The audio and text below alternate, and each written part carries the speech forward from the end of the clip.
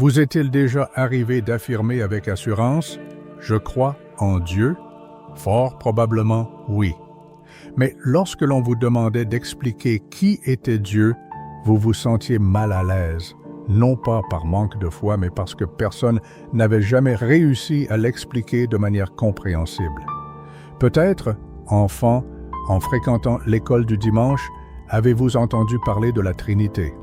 Peut-être votre guide spirituel a-t-il abordé le sujet avec des schémas et des comparaisons pas tout à fait claires. Vous acquiesciez alors en disant « c'est vrai ». Mais au fond de vous, vous ne ressentiez pas une pleine compréhension. Et aujourd'hui, de nombreuses années plus tard, si l'on vous demandait de définir Dieu le Père, Dieu le Fils et Dieu le Saint-Esprit comme une seule entité, le pourriez-vous sans éprouver un sentiment de tromperie? C'est la doctrine la plus fondamentale de la foi chrétienne, car si notre compréhension de Dieu est erronée, alors tout le reste le sera aussi. La compréhension de la croix, du salut, de la prière, de l'adoration, des relations avec les autres, tout prend sa source dans la compréhension de qui est réellement Dieu. Si la doctrine de la Trinité reste pour vous un mystère que vous essayez d'éviter, ou une énigme théologique que vous n'avez jamais pu résoudre, alors cette information vous sera utile. Nous n'éviterons pas les points complexes. Nous ne simplifierons pas ce mystère. Nous nous plongerons profondément dans l'étude de la doctrine grâce à laquelle votre salut devient possible et votre adoration prend un caractère personnel.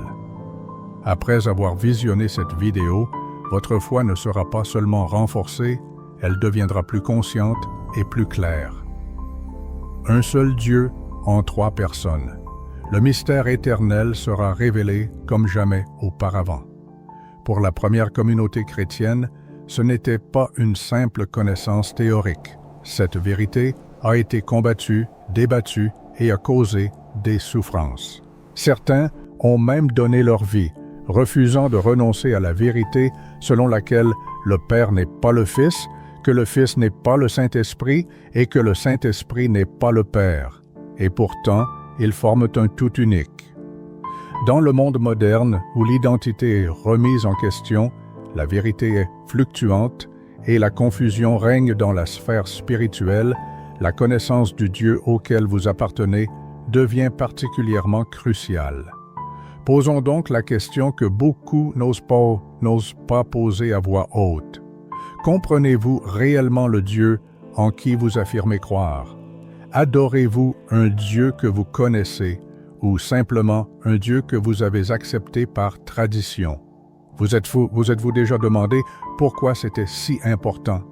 Ou, plus important encore, comment votre vie changera-t-elle si vous connaissez véritablement le Père qui a envoyé le Fils qui a révélé le Père et l'Esprit Saint qui apporte les deux dans votre cœur en ce moment même? Si vous souhaitez que nous expliquions d'autres sujets de la même manière, par exemple, comment entendre la voix du Saint-Esprit ou comment Jésus pouvait être à la fois pleinement Dieu et pleinement homme, nous sommes prêts à le faire.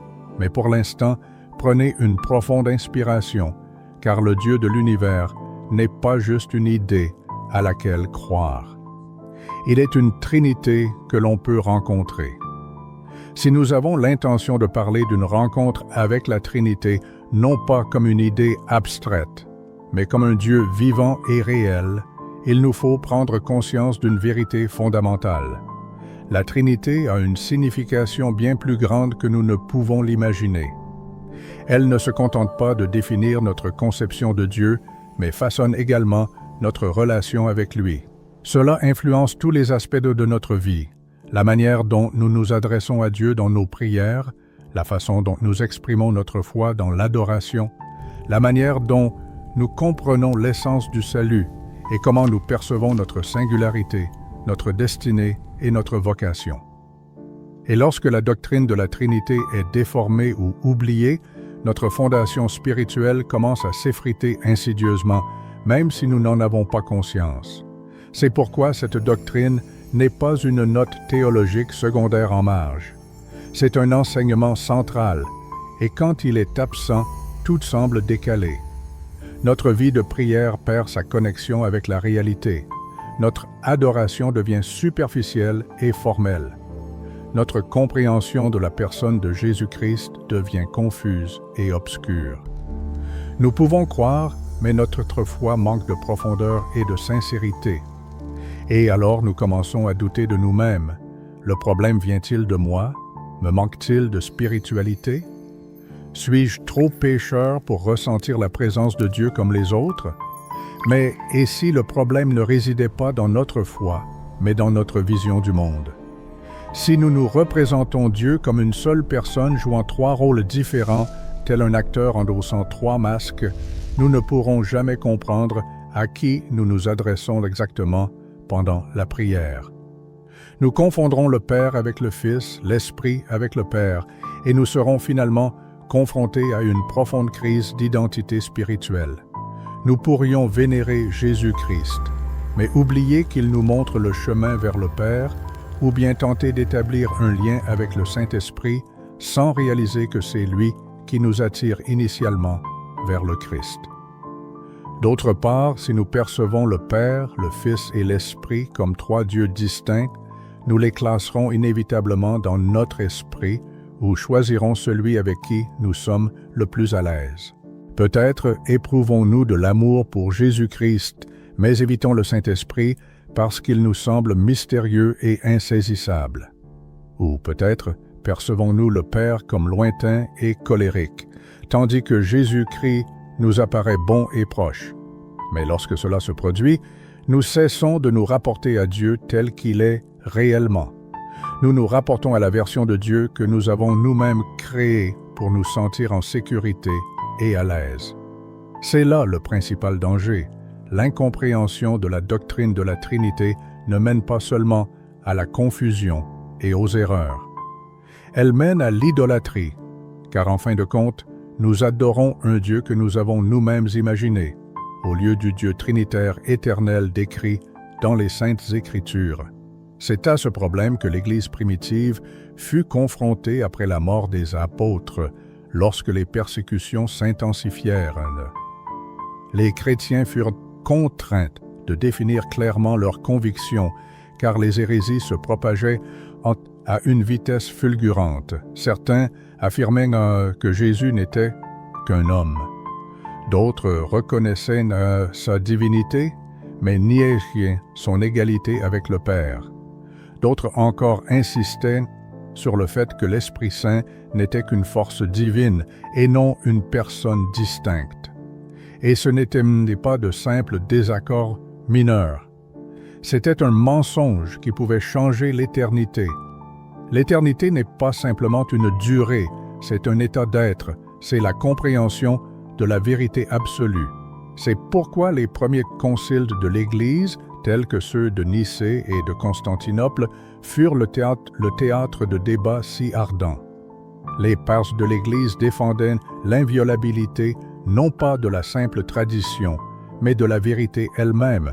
Et aujourd'hui, nous continuons ce combat, bien qu'il prenne d'autres formes. À l'ère des soi-disant buffets spirituels, où les Saintes Écritures se mêlent aux conseils de développement personnel, généreusement assaisonnés de techniques de manifestation et de vagues spéculations sur l'univers, le besoin de connaître le vrai Dieu trinitaire se fait sentir plus que jamais. Car quand une personne connaît le Père comme son Créateur, le Fils comme son Rédempteur et le Saint-Esprit comme sa présence constante, elle cesse de chercher un monde illusoire et trouve une véritable force. Approfondissons cette question. Si vous avez parfois eu l'impression que vos prières n'atteignaient pas leur but, la raison pourrait être que vous vous adressez à une idée abstraite et non à une personne qui se nomme le Père. Si, après avoir commis un péché, vous ressentez un éloignement de Dieu, il est possible que vous ayez oublié que Jésus, le Fils de Dieu, est votre intercesseur, se tenant devant le Père et disant « J'ai déjà payé pour ce péché ». Et si vous ressentez un vide spirituel et de l'impuissance, il est possible qu'on ne vous ait simplement pas expliqué que le Saint-Esprit demeure en vous non pas comme un sentiment passager, mais comme le souffle littéral de Dieu. C'est pourquoi la doctrine de la Trinité revêt une telle importance. Vos relations avec Dieu ne sont pas unilatérales, elles sont dynamiques et fondées sur l'amour et la confiance mutuelle. Le Père vous aime immensément. Le Fils vous a sauvé du péché et de la mort. Le Saint-Esprit vous donne la force pour la vie et le service. Les trois personnes de la Trinité agissent de concert, étant un seul Dieu. L'essentiel n'est pas de mémoriser les bons mots, mais de connaître le vrai Dieu. Quand une personne comprend le mystère de la Trinité, son adoration devient plus sincère et inspirée. La prière acquiert un caractère personnel. La conscience du sacrifice du Christ sur la croix s'approfondit et la foi cesse d'être une théorie aride pour prendre vie. Nous le voyons encore et encore dans les Saintes Écritures. Lors du baptême de Jésus, les cieux s'ouvrirent et le Père prononça « Celui-ci est mon Fils bien-aimé ». L'Esprit Saint descendit sous la forme d'une colombe et le Fils se tenait dans les eaux du Jourdain. Trois personnes, un seul Dieu, un seul moment, une seule mission.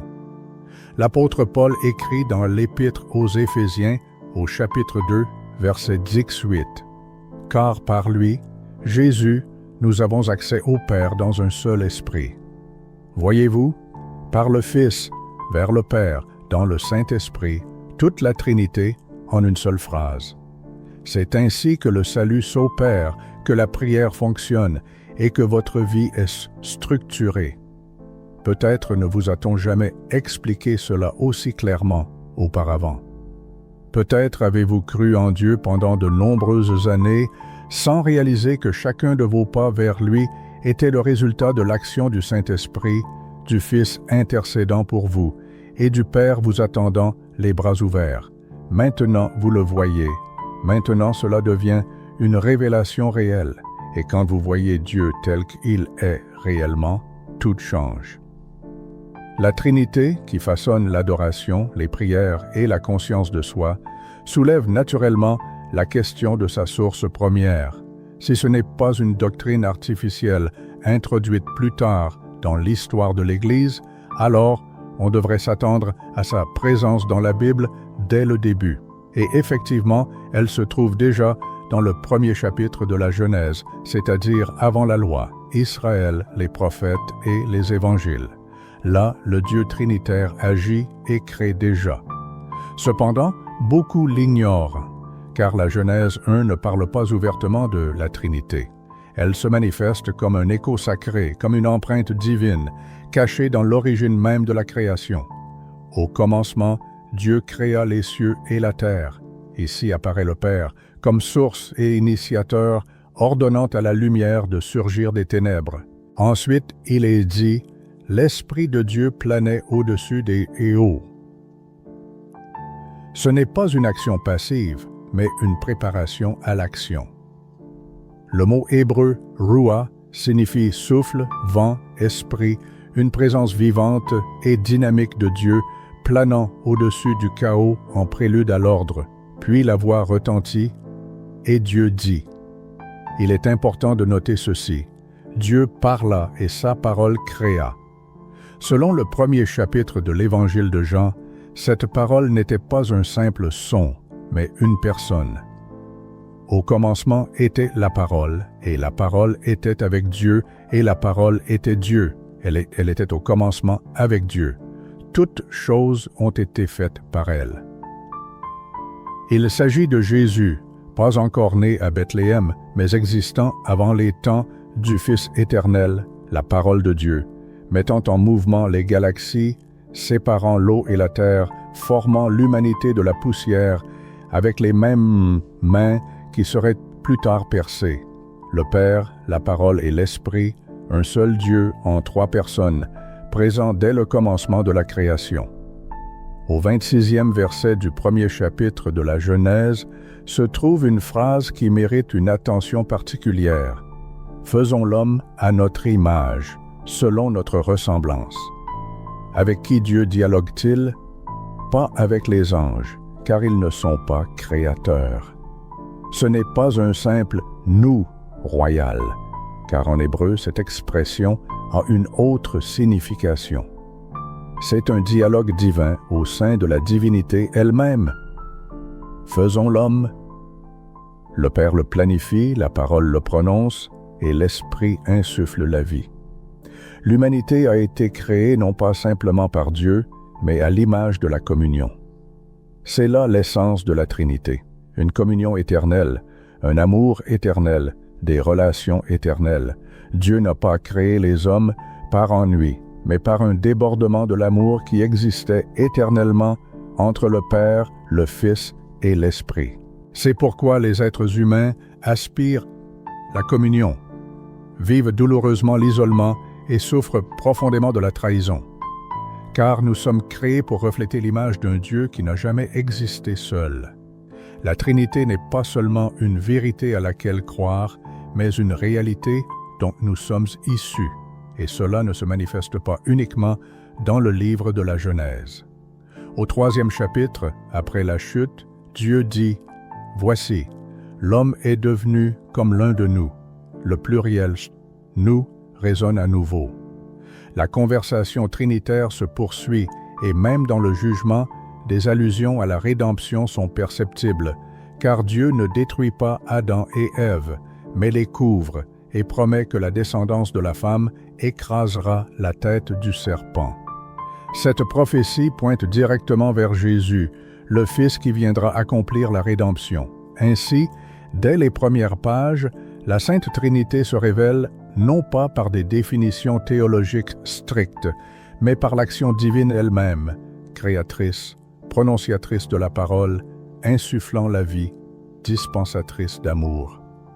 Et voici pourquoi cela a une signification personnelle pour vous. En lisant le livre de la Genèse sans la conscience de la Trinité, vous ne voyez qu'un Créateur tout-puissant, mais si l'on regarde le texte en comprenant la vraie nature de Dieu, beaucoup plus se révèle. Vous percevrez un Dieu qui aspire à la communion, un Dieu personnel, celui qui demeurait dans l'unité avant même votre naissance, et qui vous invite maintenant à entrer dans cette unité. Pensez-y.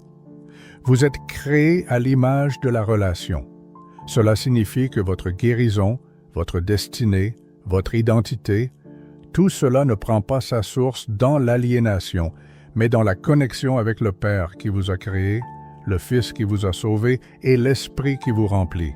Et si dernièrement vous vous êtes senti déconnecté de Dieu, de votre but, des autres, la raison pourrait être la perte de connexion avec la Trinité qui a insufflé la vie en vous. Mais il y a de l'espoir. Vous pouvez revenir. Vous pouvez ressentir à nouveau cette présence, non pas par des rites, non pas par l'accomplissement d'un devoir, mais par une relation vivante avec les trois hypostases. Si cela résonne en vous et que vous souhaitez étudier plus profondément les manifestations de Jésus dans l'Ancien Testament ou les actions de l'Esprit avant le jour de la Pentecôte, nous sommes prêts à cette immersion. Mais pour l'instant, souvenez-vous de l'essentiel. La Trinité n'est pas apparue dans le Nouveau Testament. Elle était déjà présente lors de la création du monde, dans la communion, en vous-même. Si le livre de la Genèse nous a révélé les empreintes de la Trinité, Père, Fils et Esprit, agissant comme un tout unique depuis le commencement des temps, il est logique de poser la question suivante: qu'est-ce donc que la Trinité dans son essence?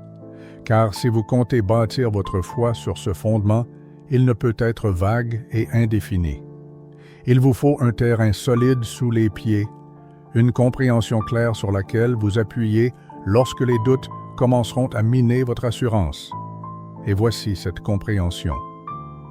La Trinité signifie que Dieu est un en essence, mais trinitaire en personne. Un seul être divin, non pas trois dieux distincts, et non pas un seul Dieu jouant trois rôles différents, mais un être divin unique, existant éternellement en trois personnes distinctes, le Père, le Fils et le Saint-Esprit. Arrêtons-nous un instant ici, car c'est maintenant que le plus important commence. Pendant des siècles, les gens ont tenté de simplifier ce concept, de le rendre plus accessible à la compréhension. Ils ont eu recours à des analogies, comparant la Trinité à l'eau qui peut être de la glace, un liquide et de la vapeur, ou à un homme qui est à la fois Père, Fils et Mari, ou à un trèfle. Mais la vérité est que toute analogie finit par échouer tôt ou tard, car nous parlons de Dieu, et non des lois de la chimie, de la botanique ou des relations humaines. Et au moment où nous tentons de le réduire à quelque chose que nous pouvons pleinement saisir par notre raison, nous cessons d'adorer Dieu et commençons à adorer une image que nous avons nous-mêmes créée pour nous sentir plus à l'aise. C'est un mystère éternel. Dieu n'est pas comme nous, mais il se révèle à nous. Et la manière dont il se manifeste dans les Saintes Écritures est incontestable. C'est incontestable. Il existe un seul Dieu. Dans le Deutéronome, au chapitre 6, verset 4, il est dit « Écoute, Israël, l'Éternel, notre Dieu, est le seul éternel. » Dans le livre du prophète Ésaïe, au chapitre 45, verset 5, il est proclamé « Je suis l'Éternel, et il n'y en a point d'autre. Hors moi, il n'y a point de Dieu. » Cependant, ce Dieu unique se révèle en trois personnes distinctes. Le Père proclame depuis les cieux « Celui-ci est mon Fils bien-aimé », comme il est écrit dans l'Évangile de Matthieu, au chapitre 3, verset 17. Le Fils s'adresse au Père dans la prière. « Toutefois, que ma volonté ne se fasse pas, mais la tienne », selon l'Évangile de Luc, chapitre 22, verset 42. Le Saint-Esprit est envoyé par le Père et par le Fils, comme en témoignent les paroles dans l'Évangile de Jean, chapitre 14, verset 26 et chapitre 15, verset 26. Ils ne sont pas interchangeables, ce ne sont pas de simples rôles, ce sont des personnes. Le Père n'est pas le Fils n'est pas le Saint-Esprit n'est pas le Père. Mais tous trois sont égaux, éternels, et possèdent pleinement l'essence divine. Ils ne sont pas des parties de Dieu, ils sont Dieu. Chaque personne possède la plénitude de la nature divine, et pourtant, ce ne sont pas trois dieux distincts, mais un seul. Ce n'est pas une contradiction, c'est plutôt une distinction, non une séparation, mais une unité. Et ce n'est pas une nouvelle révélation. L'Église primitive n'a pas inventé cette doctrine. Elle l'a seulement formulée, car les Saintes Écritures l'exigeaient instamment. Après la résurrection de Jésus-Christ, lorsque les chrétiens furent contraints de défendre leur foi en période de persécution et de propagation des hérésies, ils se réunirent en concile, tel que le concile de Nicée en 325 après J.C. et le concile de Constantinople en 304-21 après J.C. pour répondre à la question « Qui est réellement Dieu ?» Et le résultat ne fut pas la création d'une nouvelle théologie, mais la confession de ce que les Écritures avaient déjà révélé depuis longtemps. Le Credo de Nicée proclame « Nous croyons en un seul Dieu, le Père Tout-Puissant, et en un seul Seigneur, Jésus-Christ, le Fils unique de Dieu, et en l'Esprit Saint, Seigneur qui donne la vie. » Ils ne cherchaient pas à expliquer entièrement Dieu, ils respectaient humblement la manière dont il s'était lui-même révélé. Alors, qu'est-ce que cela signifie pour chaque personne? Cela signifie que la foi n'est pas fondée sur une fiction, mais sur un Dieu qui est à la fois insaisissable et proche. Un Dieu qui dépasse la logique humaine et qui est en même temps plus proche que le souffle. Et dès que cette prise de conscience survient, elle transforme la vie, car il devient soudain clair que la personne ne se contente pas de croire en Dieu, mais chemine dans la vie avec la Trinité. Le Père est celui qui a aimé le premier, le Fils est celui qui a pris la place, le Saint-Esprit est celui qui habite maintenant à l'intérieur. Trois personnes, un seul Dieu, agissant ensemble pour le salut, on peut le dire autrement. Le Père élabore le plan du salut, le Fils accomplit le salut, le Saint-Esprit applique le salut au cœur. Ce n'est pas une simple théorie, c'est une expérience personnelle, car quand une personne prie, elle s'adresse au Père par le Fils dans le Saint-Esprit. Quand une personne adore, le Saint-Esprit incite le cœur à adorer le Fils, qui révèle la gloire du Père. Quand une personne lit la parole de Dieu, elle est inspirée par le Saint-Esprit, centrée sur le Fils, et révèle la volonté du Père. Ce n'est pas une religion compliquée, c'est une danse divine de relations à laquelle tous sont invités. Et peut-être personne n'en a jamais parlé auparavant, mais la Trinité n'est pas une simple théologie, c'est la raison pour laquelle une personne vit. Le même Dieu qui a dit « Faisons l'homme à notre image » n'a pas créé simplement pour survivre, mais pour refléter ses propres relations divines, vivre dans l'amour, avancer dans l'unité, être rempli d'une puissance qui n'est pas la sienne. C'est pourquoi l'adversaire cherche à déformer la conception de la Trinité. Car s'il peut faire croire en une fausse version de Dieu, lointain, froid, confus, il pourra priver de l'intimité avec lui, de l'identité et de la force. Mais cela ne se produira plus, car maintenant, la vérité est connue, le voile est levé.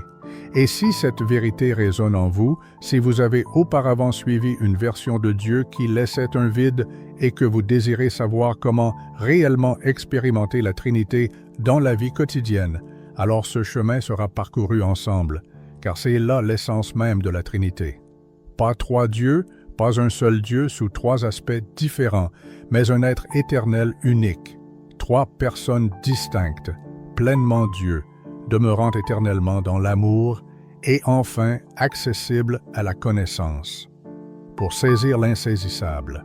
Si la Sainte Trinité représente un seul Dieu en trois personnes et que cette réalité n'est pas abstraite, mais profondément personnelle, alors notre chemin de connaissance doit commencer par celui que les Saintes Écritures nomment le Père. Et ce n'est pas qu'il fut le premier dans le temps, mais qu'il occupe la première place par ordre et par dessein initial. Il est la source première, la voix, celui qui envoie. Et par ce malheureusement, trop nombreux sont ceux d'entre nous qui, en entendant l'appellation « Père », ne ressentent rien ou, ce qui est encore plus triste, ressentent de la douleur.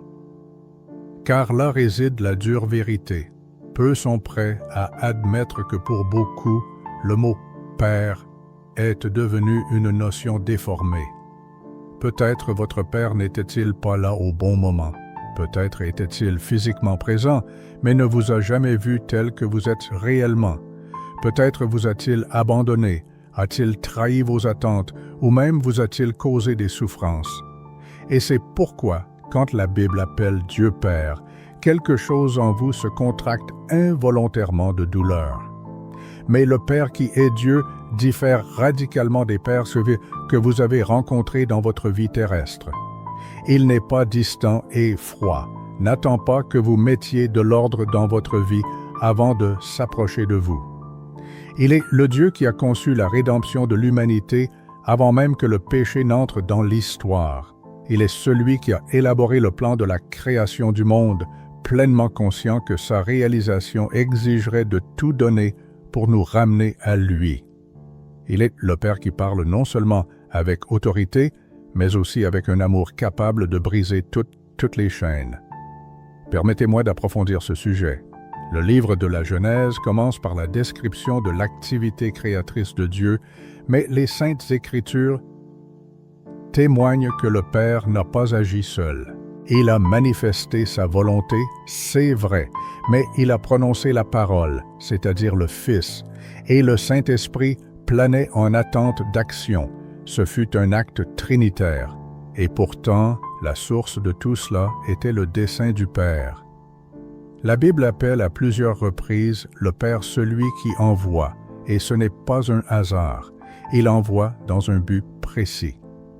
Dans l'Évangile de Jean, au chapitre 3, verset 16, il est dit « Car Dieu a tant aimé le monde qu'il a donné son Fils unique, afin que quiconque croit en lui ne périsse point, mais qu'il ait la vie éternelle. » Dans l'Épître aux Romains, au chapitre 8, verset 3, il est dit « Dieu a envoyé son propre Fils dans une chair semblable à celle du péché, et cela pour le péché. Dans l'Évangile de Jean, au chapitre 14, verset 26, nous lisons « Mais le Consolateur, l'Esprit Saint, que le Père enverra en mon nom, vous enseignera toutes choses. » Chaque action visant à la rédemption a commencé avec le Père. L'incarnation du Fils a été initiée par le Père. L'envoi du Saint-Esprit a été prédestiné par le Père. La mission du salut de l'humanité a été conçue par le Père. Cela signifie que vous n'êtes pas un hasard. Votre guérison, votre appel, votre nouvelle vie, ce n'est pas simplement ce que Jésus a géré par lui-même. C'est ce que le Père avait rêvé pour vous depuis le début. Souvenez-vous du baptême de Jésus. Les cieux s'ouvrirent, l'Esprit Saint descendit, et la voix du Père retentit des cieux.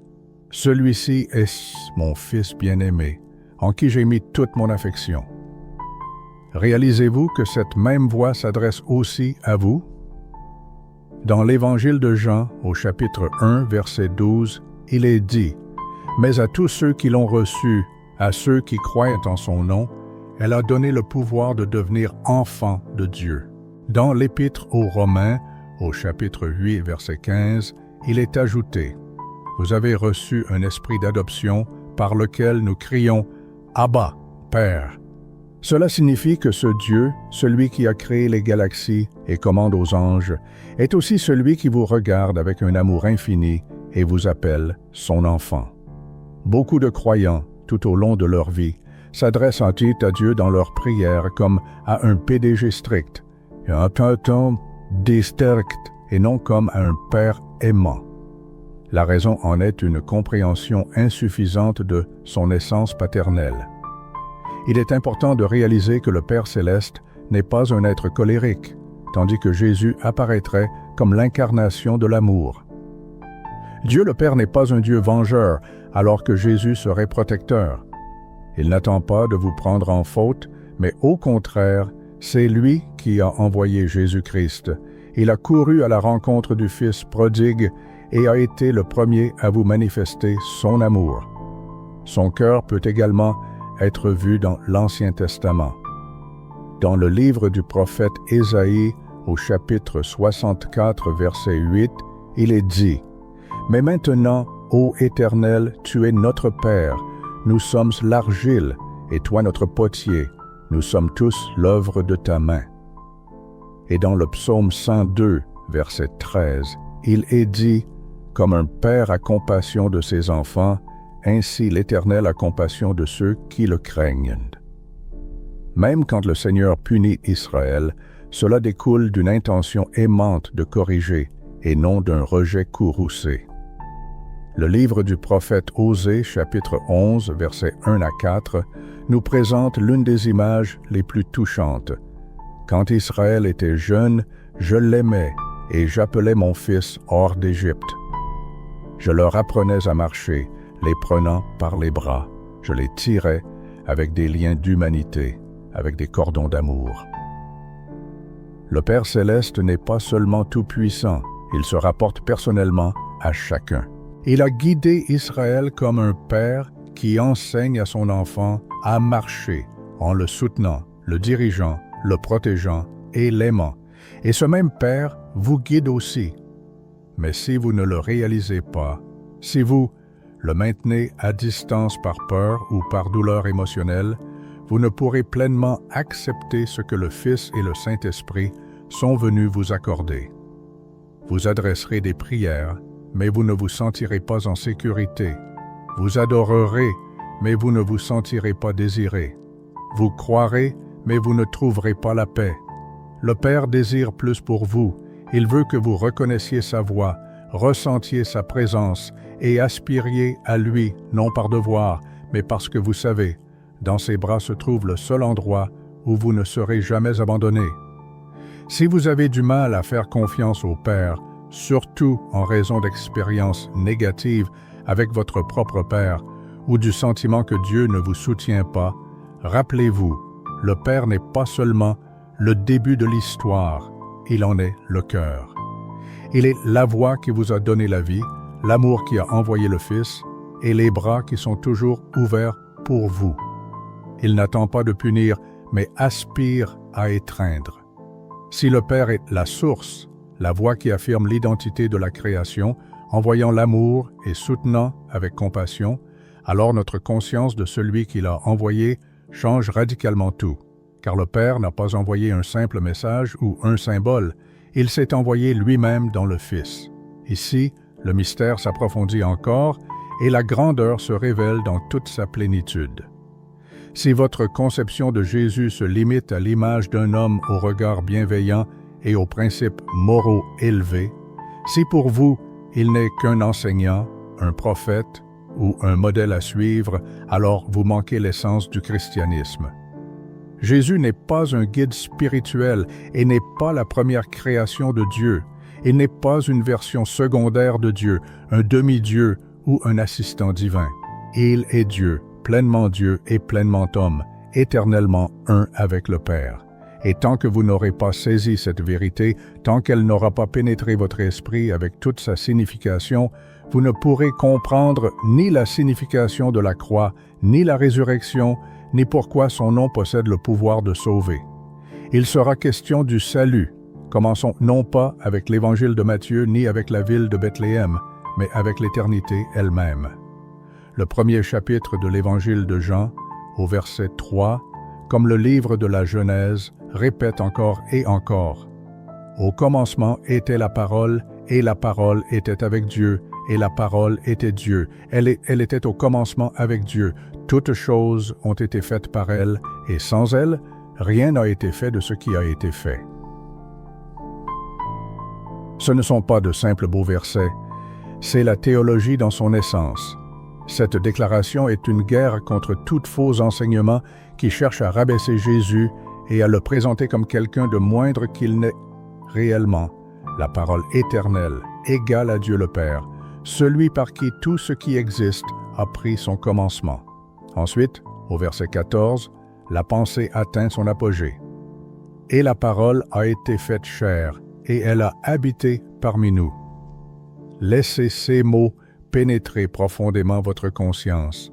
Ce même Jésus qui marchait sur les chemins poussiéreux, touchait les lépreux, partageait les repas avec les pécheurs et pleurait devant les tombes, est l'Éternel, je suis.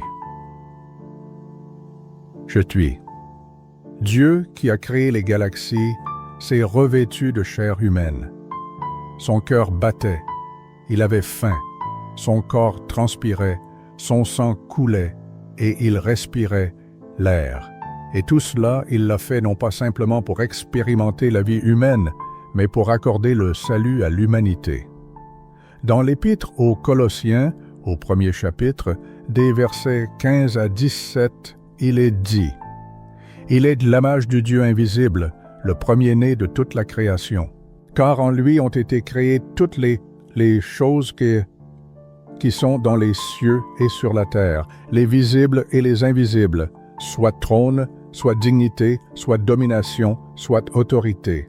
Tout a été créé par lui et pour lui. » Quand l'apôtre Paul l'appelle « premier-né », il ne sous-entend pas que Jésus a été créé. Il souligne que Jésus possède un rang particulier, le statut le plus élevé et les droits d'héritage. Il est le supérieur, le suprême, non pas créé, mais le créateur de tout ce qui existe. Il est l'incarnation de chaque ombre de l'Ancien Testament. Souvenez-vous de l'ange de l'Éternel parlant à Moïse du buisson ardent, celui qui prononça « Je suis celui qui suis ». Jésus utilise le même titre dans l'Évangile de Jean, au chapitre 8, verset 58, en disant « Avant qu'Abraham fût, je suis ». Après ces mots, les gens prirent des pierres pour le lapider. Et non pas parce qu'il parlait de manière obscure, mais parce que ses paroles étaient d'une clarté absolue. Il affirmait ouvertement sa divinité, disant « Je suis le Dieu qui s'est révélé à Moïse. Je suis celui qui sépare les mers et traverse le feu. Je ne suis pas un simple messager, je suis le message lui-même. » C'est précisément ce qui distingue le christianisme de tout autre système religieux. Toutes les religions du monde appellent l'homme à monter vers Dieu. Et seul le christianisme dit que Dieu est descendu vers l'homme. Chaque religion propose sa liste de règles et de préceptes. Et seul Jésus s'offre lui-même. Les premiers chrétiens, avec du sang sur les lèvres et le feu à leurs trousses, s'accrochaient à cette vérité. Ils refusaient d'admettre que Jésus avait été créé. Ils n'étaient pas d'accord pour dire qu'il n'était qu'un prophète. Ils le chantaient comme Seigneur, le priaient comme Dieu et donnaient leur vie pour celui qu'ils appelaient Dieu fait chair. L'incarnation. Et voici pourquoi cela a une importance colossale, et ce, jusqu'à aujourd'hui. Si Jésus n'est pas entièrement Dieu, il ne pourra pas vous accorder le salut. S'il n'est pas pleinement homme, il ne pourra pas représenter vos intérêts. Mais parce qu'il unit en lui les deux, il agit comme un pont entre les cieux et la terre, un pont qu'aucun démon ne peut détruire. Vous ne suivez pas une vision fantomatique ou une idée abstraite. Vous suivez Dieu lui-même, qui est volontairement entré dans le flux du temps, qui a éprouvé le chagrin et versé des larmes, qui a saigné, a souffert la mort et est ressuscité triomphalement. Dans l'Épître aux Hébreux, au 1er chapitre, verset 3, il est dit « Celui qui, étant le reflet de sa gloire et l'empreinte de sa personne, et soutenant toutes choses par sa parole puissante. » Il n'est pas une simple copie ou un pâle reflet, il est le rayonnement même, la source première et le rayon vivifiant. Et en ce moment même, ce même Jésus qui partageait les repas avec Pierre, qui calmait les tempêtes déchaînées, qui réduisait les démons au silence, est vivant et agit. Il n'est pas un simple souvenir du passé. Il n'est pas figé dans les pages des Écritures anciennes. Il est assis à la droite du Père, intercédant sans cesse pour vous. Et viendra le jour où il reviendra, non plus comme un agneau doux, mais comme un lion redoutable. C'est pourquoi, la prochaine fois que vous élèverez une prière en son nom, souvenez-vous de toute la force et la puissance contenues dans ce nom. Le pouvoir sur la mort, la victoire finale sur le péché, la plénitude de la divinité incarnée dans un corps qui a été brisé pour votre rédemption. Mais ne perdez pas de vue l'essentiel. Il ne se contente pas d'indiquer le chemin vers Dieu. Il est Dieu, entièrement divin, entièrement humain, éternellement un avec le Père et éternellement vôtre. Jésus n'est pas simplement le Fils de Dieu. Il est Dieu dans toute sa plénitude divine et humaine, indissociablement lié au Père depuis le commencement des temps, mettant en mouvement toute la création et s'étant revêtu de chair périssable, afin de sauver ce qui avait été brisé et endommagé par le péché. Mais après sa résurrection, après avoir remporté la victoire sur la mort et triomphé du mal, il ne s'est pas simplement élevé au ciel, nous laissant seuls avec de simples souvenirs. Il nous a accordé quelque chose de plus grand. Il nous a envoyé une personne, non pas un faible écho de son ministère terrestre, non pas une ombre pâle de sa présence, mais Dieu lui-même, le Saint-Esprit. C'est de la partie de la Trinité dont beaucoup parlent, mais que peu sont capables de saisir pleinement. L'Esprit n'est pas une sorte de source d'énergie de secours pour les cas extrêmes. Il n'est pas une pensée secondaire ou insignifiante dans le dessein divin. Il n'est pas simplement des frissons agréables parcourant la peau pendant le culte ou une force mystérieuse qui fait trembler les gens involontairement. Il est une personne à part entière. Il est Dieu. Il est vivant et actif ici et maintenant. Et la confusion et le désordre qui règnent autour de lui dans le monde moderne ne sont nullement fortuites. Dans une société obsédée par l'énergie, les diverses vibrations et les manifestations extérieures, la véritable identité du Saint-Esprit s'est trouvée fortement déformée. Dans certaines communautés ecclésiales, on lui accorde une attention excessive allant jusqu'à une théâtralité manifeste. Dans d'autres, on le traite avec une certaine appréhension, comme un sujet qu'il vaut mieux éviter, car il est jugé trop controversé, imprévisible et insaisissable. Mais ne vous laissez pas tromper, le Saint-Esprit n'est pas quelque chose d'étrange ou d'excentrique. Il est saint, il est réel, et sans lui, vous ne pourrez vivre la vie à laquelle Jésus vous a appelé. Jésus a clairement déclaré dans l'Évangile de Jean, au chapitre 16, verset 7, « Cependant, je vous dis la vérité, il vous est avantageux que je m'en aille, car si je ne m'en vais pas, le Consolateur ne viendra pas vers vous, mais si je m'en vais, je vous l'enverrai. » Imaginez un instant, Jésus lui-même affirme, « Il est préférable que je m'en aille, afin que l'Esprit puisse venir. » Ce n'est pas une simple belle exagération, c'est une profonde révélation, la révélation du Saint-Esprit. L'Esprit n'est pas un quelque chose impersonnel, mais une personne, un quelqu'un doté du don de la conviction. Et ce n'est pas une sévère condamnation, mais plutôt une clarté perçante. Quand le Saint-Esprit convainc, le but n'est pas de faire honte, mais d'éveiller la conscience endormie. Il frappe avec insistance à la porte du cœur, avertissant de ne pas franchir cette ligne fatale derrière laquelle, on le sait, se cache la douleur. En de tels moments, il murmure doucement, « Ce n'est plus toi d'avant. » Il se fraye un chemin à travers l'engourdissement, rappelant, « Tu es créé pour plus. » Il donne le réconfort profond et personnel, ne se limitant pas à de vains mots, mais remplissant tout de sa présence. Jésus ne l'a pas appelé par hasard le Consolateur, l'aide, le conseiller. Il ne se contente pas d'apaiser les passions déchaînées, mais les partage, étant là dans les moments les plus difficiles. Dans l'Épître aux Romains, au chapitre 8, verset 26, il est dit « De même aussi, l'Esprit nous aide dans nos faiblesses, car nous ne savons pas ce qu'il convient de demander dans nos prières. Mais l'Esprit lui-même intercède par des soupirs inexprimables. » Quand les mots restent bloqués dans la gorge, sa voix résonne à leur place. Quand les forces s'en vont, sa présence devient un soutien. Il n'est pas seulement à côté, il est à l'intérieur. Il transforme. Ce changement ne peut être imité.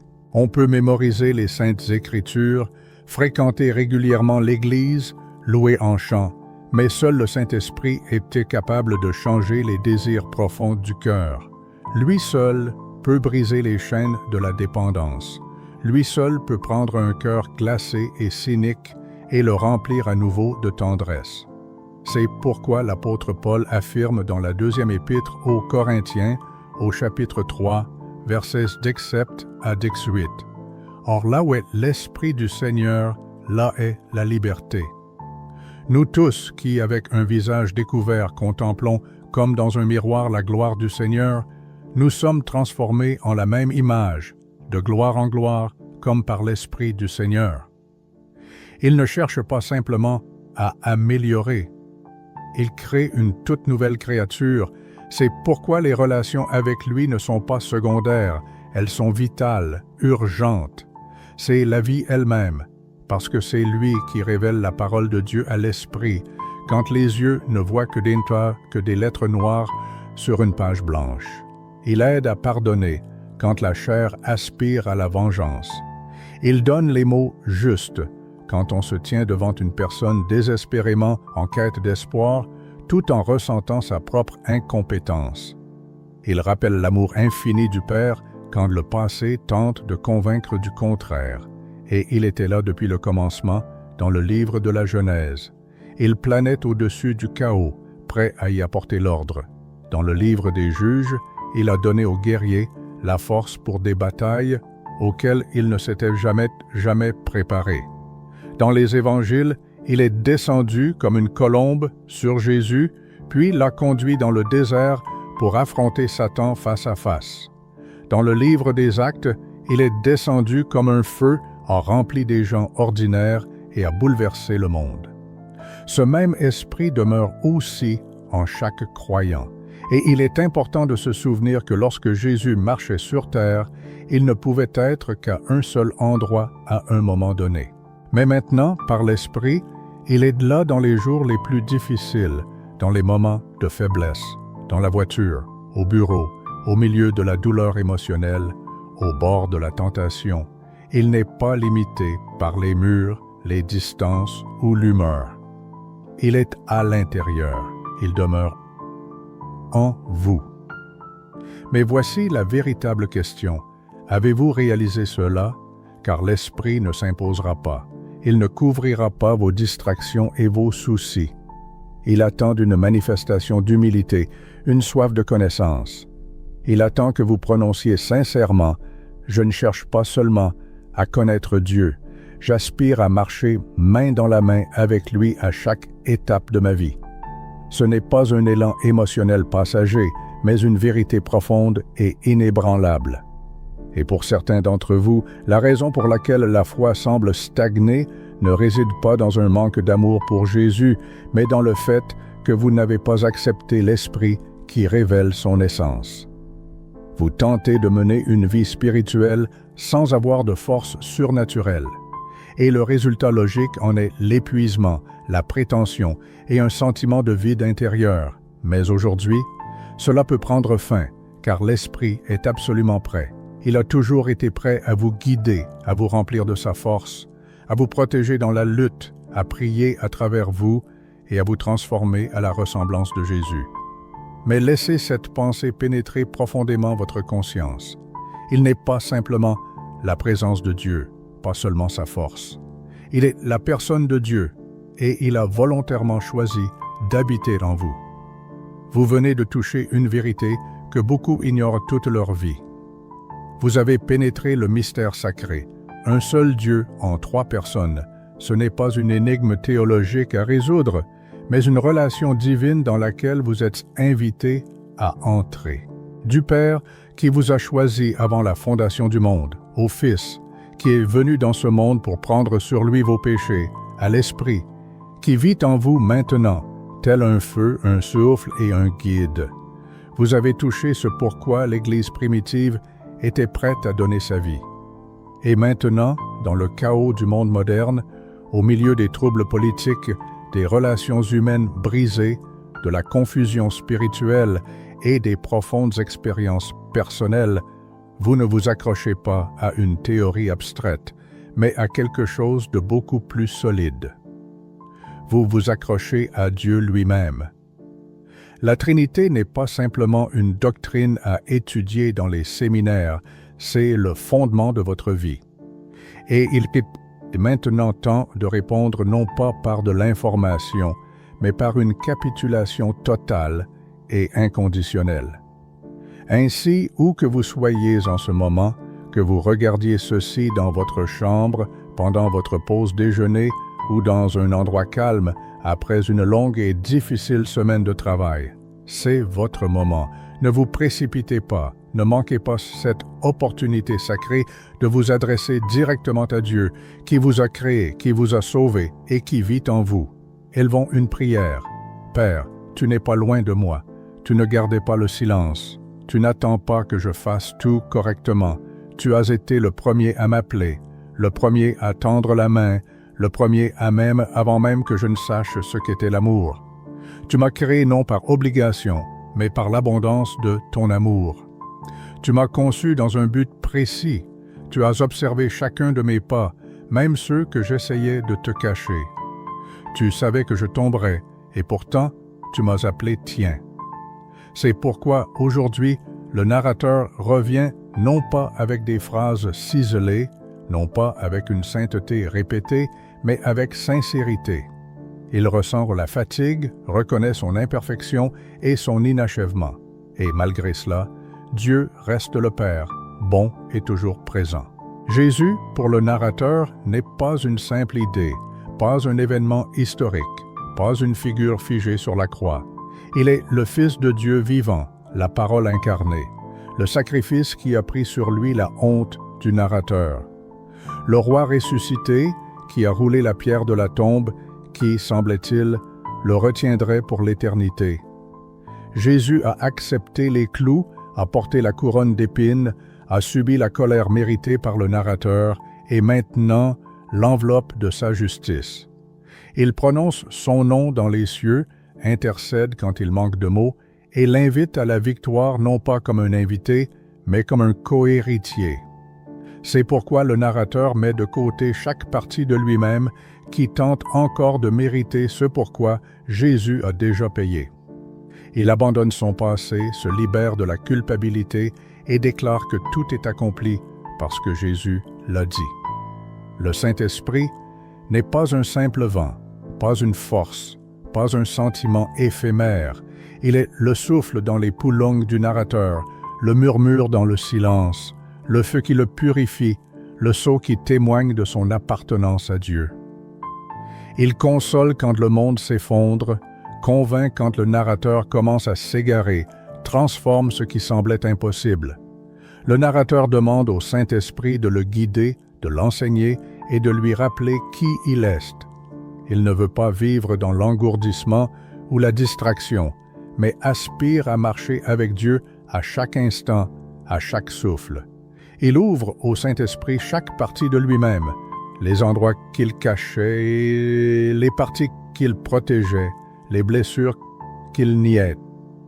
Il demande au Saint-Esprit de faire à nouveau de son cœur sa demeure, d'éveiller les dons qui lui ont été confiés, de le remplir de courage, de clarté et de force. Dieu trinitaire, le narrateur ne prétend pas à une compréhension totale, mais il lui fait confiance et l'aime, non pas seulement une partie, non pas celle avec laquelle il est le plus à l'aise, mais tout, le Père, le Fils et le Saint-Esprit, le Dieu unique en trois personnes, l'amour incessant qui l'a poursuivi toute sa vie. C'est pourquoi il dit oui à Dieu, son oui complet. Non seulement le dimanche, non seulement en privé, non seulement dans le désespoir, mais oui dans le feu, oui dans la faveur, oui quand il doute, oui quand il danse. C'est sa capitulation au Père qui l'a formé, au Fils qui l'a sauvé, et à l'Esprit qui le remplit. Le narrateur appartient entièrement à Dieu pour toujours. Amen. Amis, merci d'avoir regardé. Je vous souhaite santé et toutes les bénédictions. Il en est vraiment ainsi, qu'il en soit ainsi.